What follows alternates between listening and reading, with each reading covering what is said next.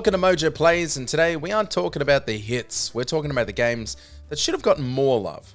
Even if they were played by 1 million people, gamers agree they should have been played by 10 million people. Let's go. Before we continue, we publish content all week long, so be sure to subscribe and ring the bell to get notified of our latest videos. Legacy of Kain Defiance. The fortress of the Sarafan Brotherhood, deemed impossible for any man to penetrate.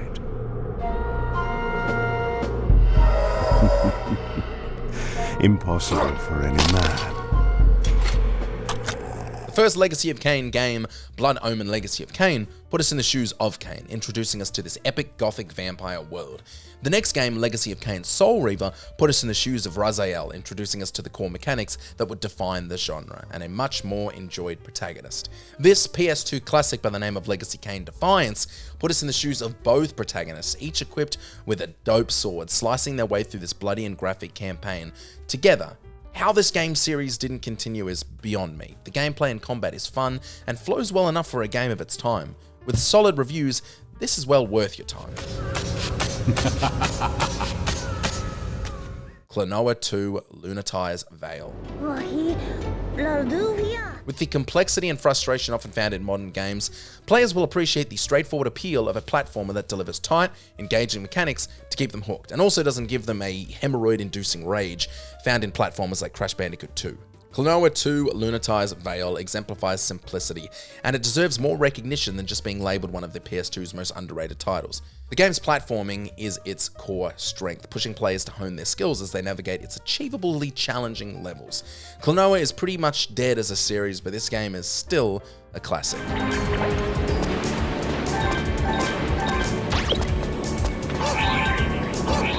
Red Faction. Or at least the miners don't know. Someone named Eos is putting up pamphlets in the barracks, claiming that Ultor is responsible for the plague. Players who enjoy FPS games set in unique environments will appreciate what Red Faction has to offer. While its multiplayer mode wasn't the strongest at launch, the game excels as a tight single-player experience. In terms of pure action, fewer titles on the console can match the adrenaline rush this underrated PS2 game provides. Its destruction mechanics are particularly impressive for the time, allowing players to creatively navigate obstacles. As a result, firefights become more dynamic, transforming combat arenas into unrecognizable landscapes after players finish eliminating their foes. It felt different in a time when different feelings were appreciated, and highlights why it's so shocking it didn't become a dominating series like Call of Duty or Battlefield. Better run! Monster Hunter.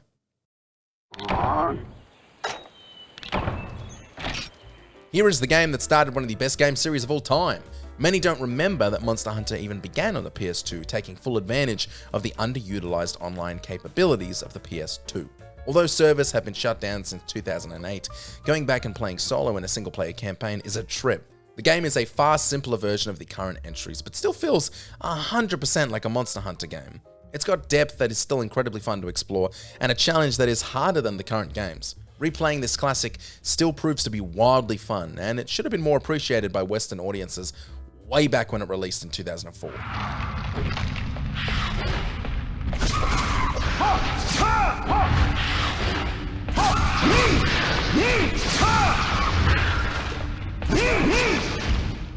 Fatal Frame.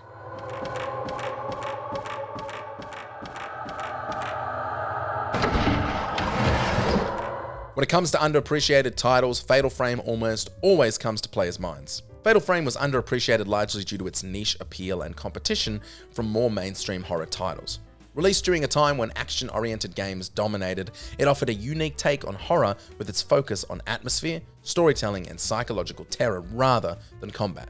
The use of the camera obscura mechanic, which required players to photograph ghosts to defeat them, added a distinctive twist but may have alienated some gamers seeking traditional gameplay. If you haven't experienced this game, get on it because you'll have an absolute blast. Onimusha Dawn of Dreams.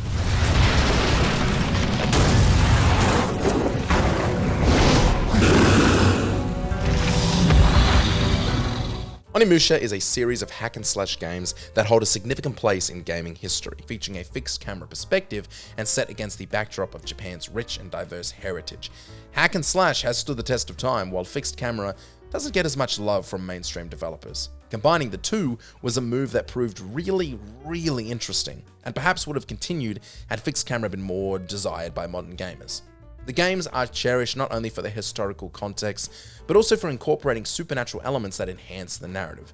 Spooky Japan is as good as it gets.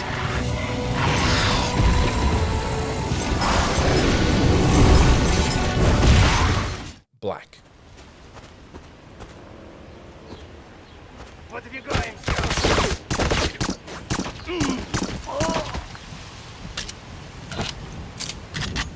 Now yes, Black does feel somewhat generic when held up against other titles, but that doesn't mean it's not thoroughly enjoyable. Players were captivated from the moment they started the game, experiencing endless set pieces, thrilling missions, and engaging firefights that felt cinematic for the PS2 era. It's a significant disappointment that this title never received a sequel, as its exclusivity on the PS2 and Xbox meant that many gamers missed out on it over the years. While playing Black today can be challenging due to availability, it remains a worthwhile experience for fans who can make it happen.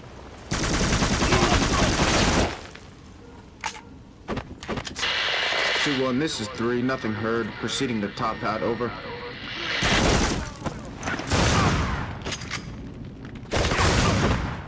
Shadow Hearts.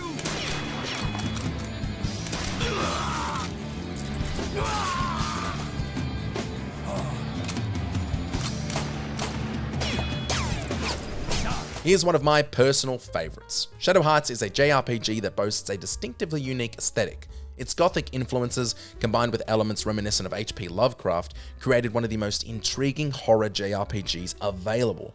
It's unfortunate that Shadow Hearts doesn't receive more recognition, especially considering that its sequel significantly enhances every aspect of the original. JRPG enthusiasts should take the time to explore this title, particularly if they're in search of an experience that feels anything but generic. It also rivals a lot of Final Fantasy games, but don't tell anyone I told you that.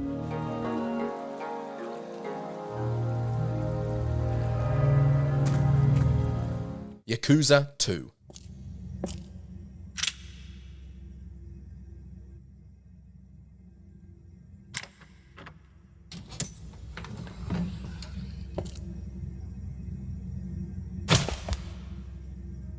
The Yakuza series is no small series and has been given appropriate love over the years, but although the English dub of the first Yakuza game leaves much to be desired, the first two titles in the series are still truly exceptional.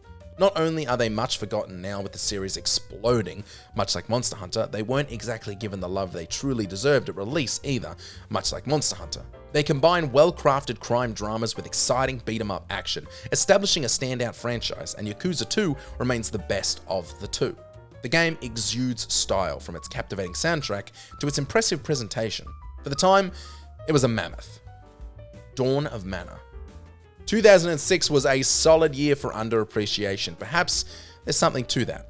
As the 8th installment in the Mana series and the 3rd entry in the World of Mana storyline, Dawn of Mana distinguishes itself from other titles.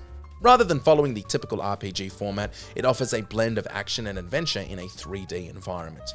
The game features several endearing characters, and the combat mechanics and abilities are enjoyable to use. It's also our 4th 2006 entry. Iiko.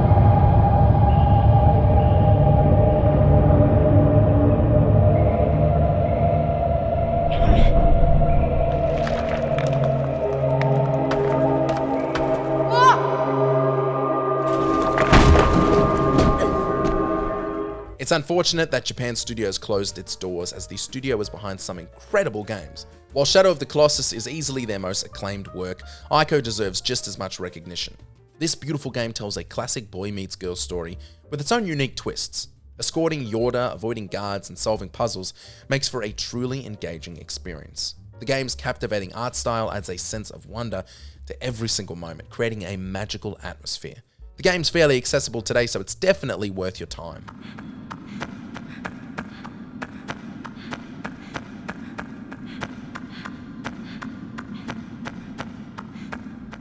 SpongeBob SquarePants Battle for Bikini Bottom. Don't get me wrong, this game did get a really well done remake a couple years ago, bringing it back into the mainstream, but even that didn't truly get the appreciation it deserved.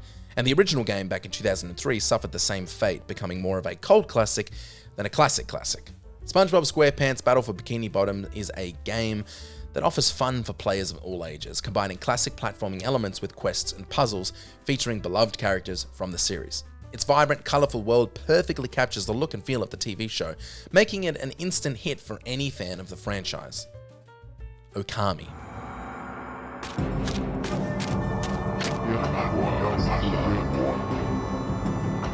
Welcome back to the end of the PS2's lifespan and the most infamous year for underappreciated gems, 2006.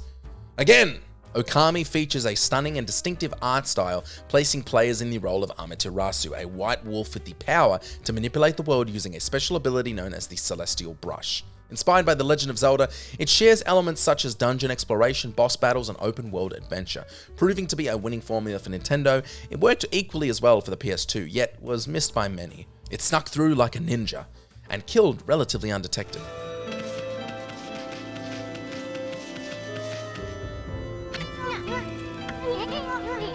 Dave Mirra Freestyle BMX 2.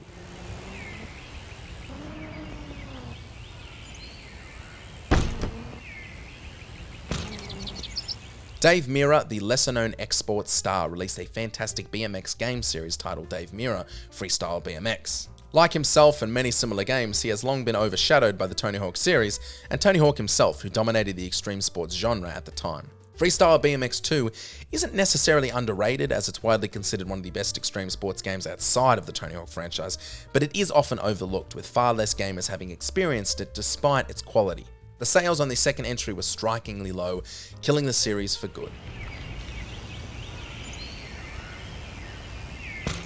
Scarface, The World Is Yours.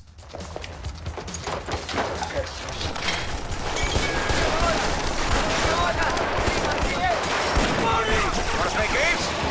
Okay, I'll play with you. You wanna clear up? In the mid-2000s, developers seemed oddly inspired by decade-old films, leading to a unique trend of movie-based games. Rockstar adapted the cult classic The Warriors, EA released 2 titles based on The Godfather, and perhaps the most unexpected was Radical Entertainment's take on Scarface. And you know what year it was released? I'll give you one guess. While the game completely misses the mark on the film's message, it's still incredibly enjoyable. It played and functioned much like a GTA game, allowing gamers to experience an IP they loved in a game style they felt comfortable in. It was really well made and deserved a lot more love than it got. Spread the word, Chef. Come on, look at me. I know Miami. I'm gonna take it all back. You know it's true. From Russia with Love.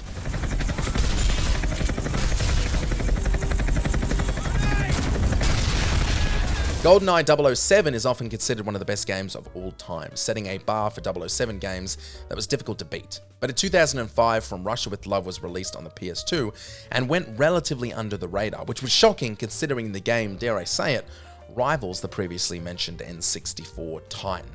It's a remarkably faithful adaptation of the movie, offering a unique tone that sets it apart from other third-person shooters. There's something special about taking down enemies in a tuxedo, then flying off in a jetpack, all set in the 1960s. God Hand. Wait, you don't expect me to mop up, do you? Come on, those guys are cake. Before you say anything, I am very aware that this game received notoriously poor reviews from major publications. But I'm a man of the people, and according to my research, God Hand is regarded by a lot of people as one of the greatest character action games ever made. Its mechanically complex and rewarding combat ensures there's never a dull moment. While it's not Devil May Cry, it's not trying to be. Its quirky stage designs are complemented by a fantastic soundtrack. It's very possible that the major publications got this one wrong.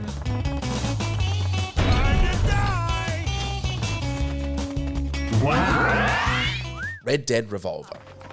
Son! Our troubles are finally over. We hit a vein of gold as wide as a locomotive that runs clean through Bear Mountain. Red Dead Revolver never really stood a chance. The release of Red Dead Redemption overshadowed it almost instantly, and even before that, Revolver wasn't particularly well known. Its fate wasn't helped by how vastly different it was in style and gameplay. While Redemption is an epic open-world adventure, Revolver is an arcade-style third-person shooter that leans into the more outlandish aspects of the Western genre. Considering how massive this series is, it's wild that 90% of players never experienced the first in the series, and with 50% of players not even knowing it exists. Everyone knows John Marsden, but does anybody know Red Harlow? Don't run away, chicken! The Warriors. He's got skills? He's a born writer, man. He'll get us up. Yeah, but can he brawl? Don't matter how much talent he's got if he gets wrecked. That's what we're about to find out. Given Rockstar's reputation for developing iconic games, most fans might think they've experienced everything the studio has to offer. Yet, The Warriors is rarely mentioned in the same breath as their other classics. In terms of movies turned games, The Warriors is one of, if not the best. Not only is the game outstanding on its own, but it can be experienced in co-op from start to finish, making it stand out as one of Rockstar's best co-op experiences. You're so dead.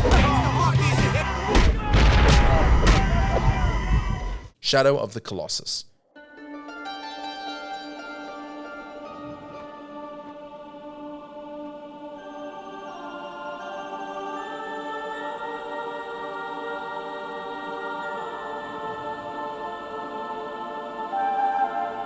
Now you might be thinking to yourself, Shadow of the Colossus isn't underrated. It received a full remake on the PS4, it sold well in Japan, it had great reviews, and while all these statements are true, it may not be considered underrated by many, but it is definitely under-acknowledged. The game is renowned for its breathtaking world, compelling narrative, and awe-inspiring creatures.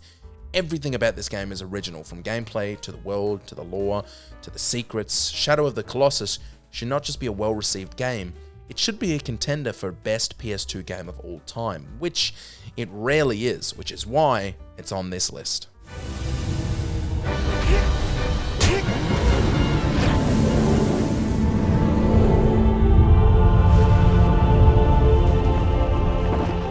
Did you enjoy this video?